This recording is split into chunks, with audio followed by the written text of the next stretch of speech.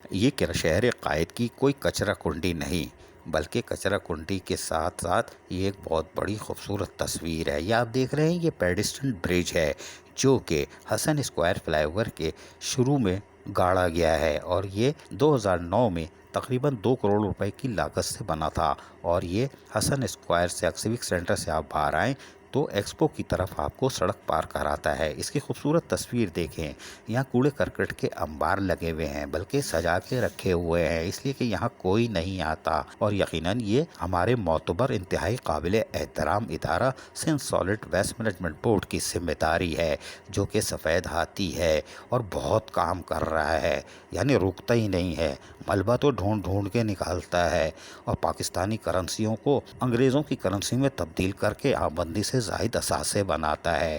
ایسے چھپے ہوئے رستم Sindh salt waste management board میں بڑے بڑے ملیں گے۔ نام بتائیں؟ چلے چھوڑیں، عید کے بعد احترام رمضان ہے۔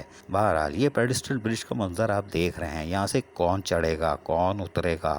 رمضان کے مقدس مہینے میں Sindh salt waste management board تشہیری مہم جاری رکھا ہوا ہے۔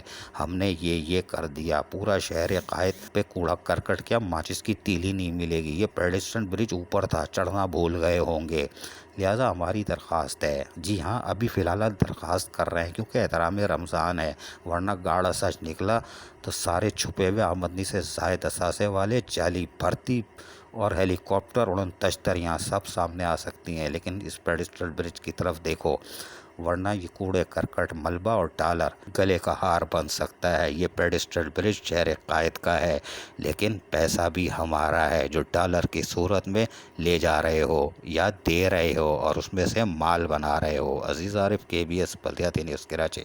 ایسی ہی خوبصورت ویڈیوز فیوچر میں حاصل کرنے کے لیے ریڈ بٹن پر کلک کر کے اور بیل آئیکن کو پریس کر کے ہم سب کے سبسکرائبر بننا مت بھولیے۔